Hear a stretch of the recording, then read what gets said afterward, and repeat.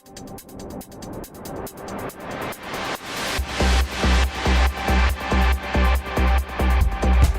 into your seats and get ready. It's time for the Mortarpod.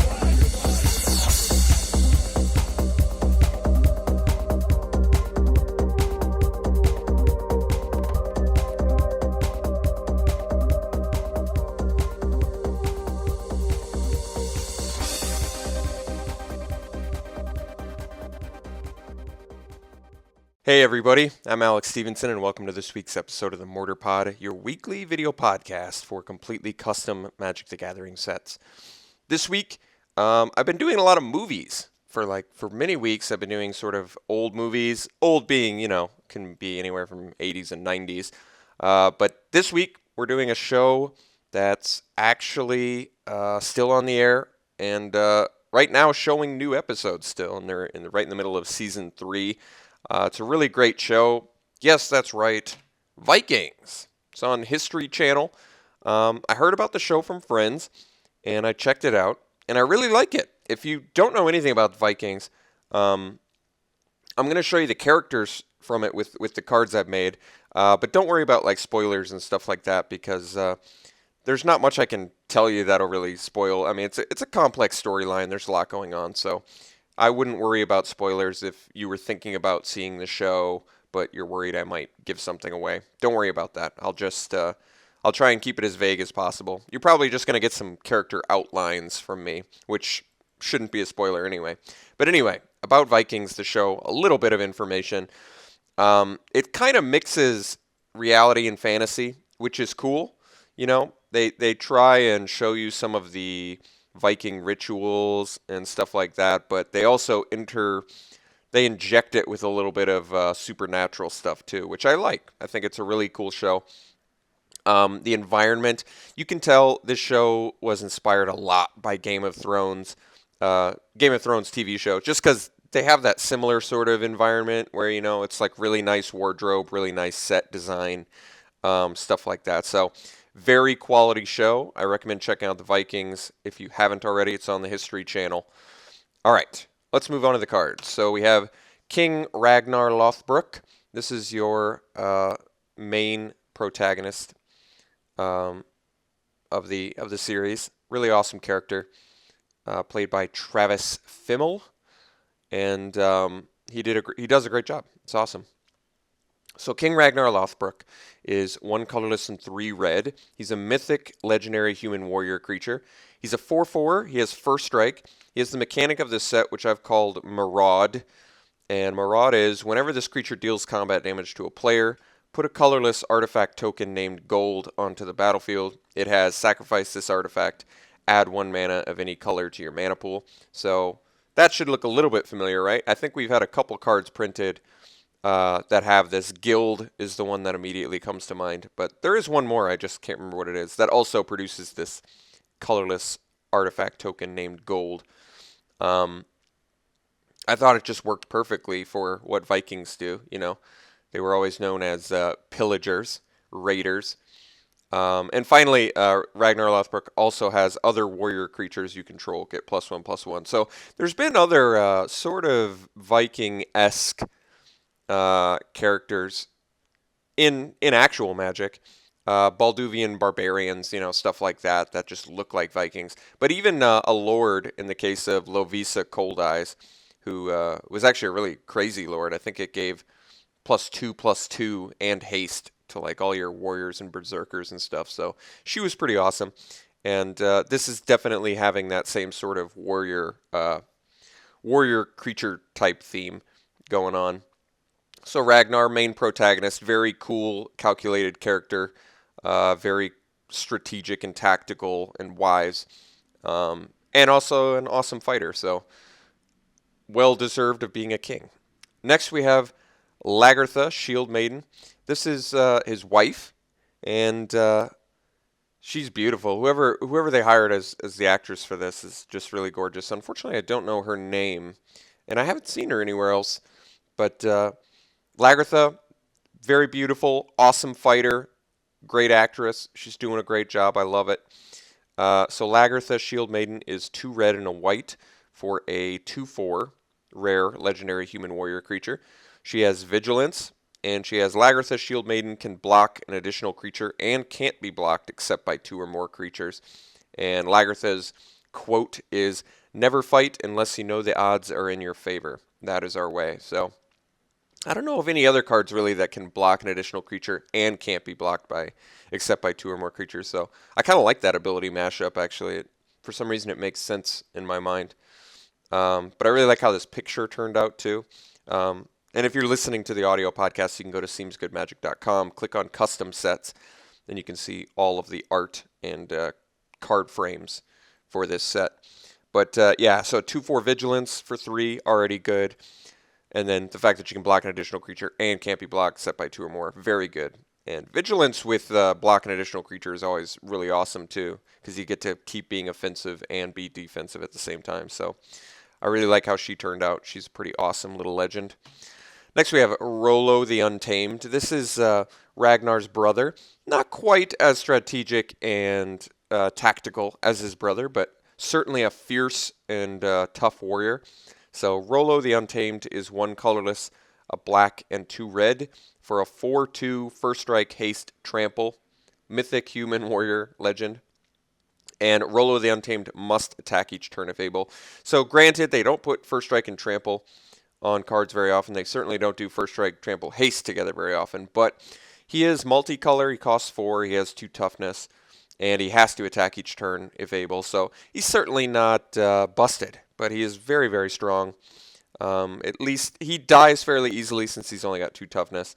But he's certainly, if gone unchallenged, he's a pretty tough. That'd be a tough card to deal with.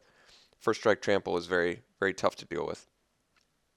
And then his quote, "I am like a snake which has shed its skin. The pattern is just the same, but the snake is new."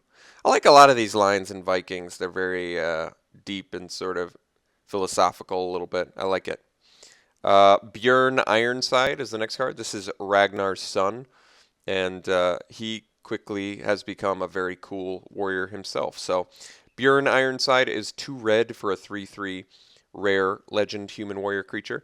He also has Murad like his dad, and his downside is Björn Ironside can't attack or block unless you control another attacking or blocking warrior creature. So relatively new to combat. He still needs another warrior with him, sort of helping him in combat. But other than that, he's a very, especially for red, cost-effective 3/3 warrior creature.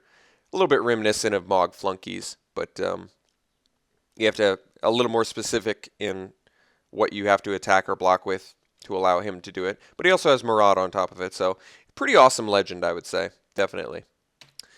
Next we have Floki, Master Shipcrafter. He's a very divisive character, either loved or hated. I like Floki a lot. He's a really sharp character. He's an inventor. He is very very true to the Viking mythos, the gods. He's very particular about that, has a lot of faith in his gods. And Floki, Master Shipcrafter, is 1 colorless, a red and a green for a 2/3 legendary hexproof human warrior creature. So yes, he's got hexproof, and he has Sacrifice a Forest. Target creature gains Island Walk until end of turn. I'd like to see that ability more often, actually. It's sort of fitting. You sacrifice the forest, you make the boat, and target creature gains Island Walk. So you cut down a tree, you make a boat, and you go to the islands. I don't know. I feel like that ability just makes a lot of intuitive sense to me. And of course, Floki's awesome quote that happened to work perfectly with his card design is, "I can tell which trees will make the best planks just by looking at them. I can look inside the tree." So that's sort of a little hint of Floki's sort of supernatural ability. Whether or not he's actually got the supernatural ability, I guess, is up for debate, but I tend to believe he does. So the fact that he's got hexproof and he can give your guys, unblockability in certain matchups would certainly make him a strong legend. Next we have the Great Seer of Kattegat, and the Seer is a very interesting character. He is able to tell the future, but he's very cryptic in his responses, and you have to ask him the right questions. So he's a very difficult sort of fortune teller to deal with. But he does give some pretty interesting information, to be sure. So the Great Seer of Kattegat is 2 blue for a 1/3 human shaman creature. He's a legend, of course, and he has a blue and tap. Target creature gets -2/-0 until end of turn. If it's a warrior creature, you may have it get +0/+2 until end of turn instead.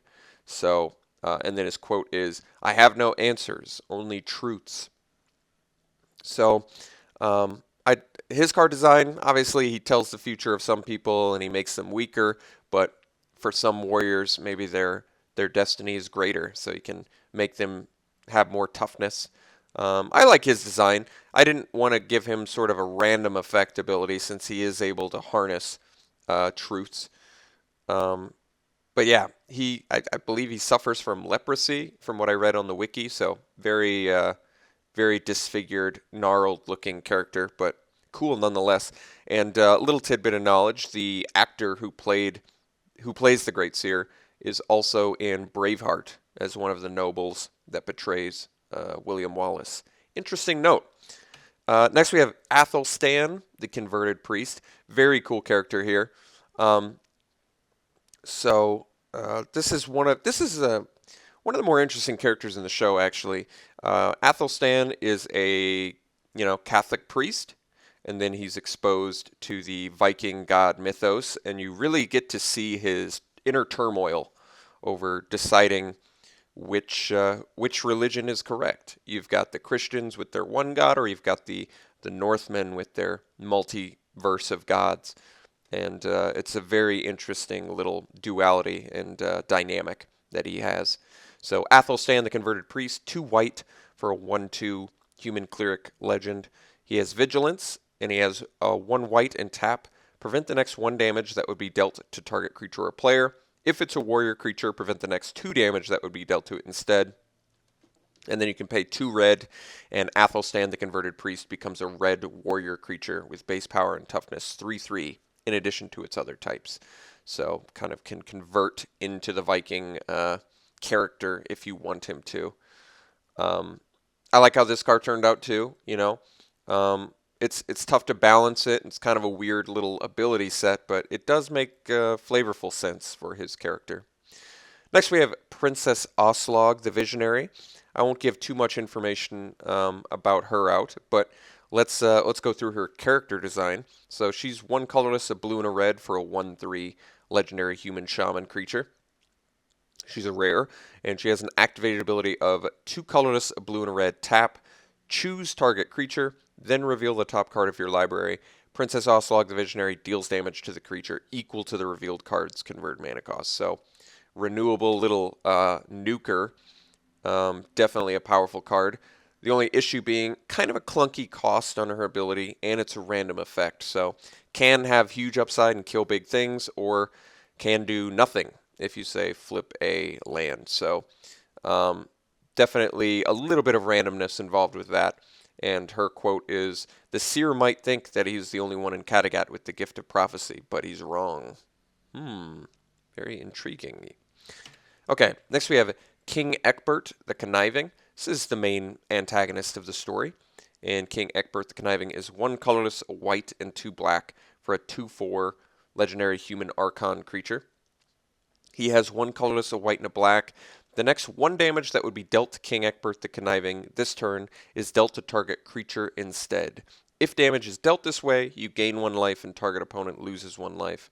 And then his quote is, "Tell me now if you dare that I do not deserve to be the King of Wessex." So his ability is, we've seen this ability before actually, but white does get this ability. It's really interesting where you can redirect damage that would be dealt to him to another creature, which is a really powerful ability if you have the mana to support it. But on top of that, this legend has every time you activate this ability, you gain 1 life and target opponent loses 1 life. But it's not every time you activate the ability. It's only when the ability ends up dealing damage to another creature, then you gain 1 life and target opponent loses 1 life. So a lot of things mashed up into one ability, which I think makes this card pretty strong actually. Hence why he's got a color-intensive mana cost as well. All right, and then finally we have his son, Aethelwulf, heir to Wessex, who's sort of an interesting character, very faith-based in the Christian God, of course, much like many other, English Christians at the time. And Aethelwulf is 2 colorless, a white and a black for a 2/4 legendary human soldier creature. He has Death Touch and Lifelink, and whenever Aethelwulf, heir to Wessex, deals combat damage to a player, that player discards a card. So I'm kind of happy with how this card turned out too. 2/4 Death Touch Lifelink is already kind of nice, but then he even punishes if he gets through to your opponent by making him discard. So pretty strong card actually, I think, and this would be an interesting card to play in Limited, to be sure. So there's your little intro to the show Vikings. Once again, I really hope you check the show out if you haven't seen it already. I really think you're in for a treat.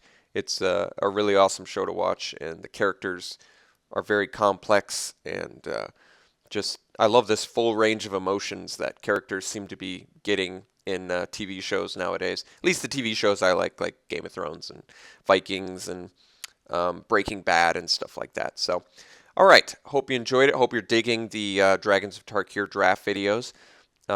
Plenty more on the horizon. So we'll see you next week.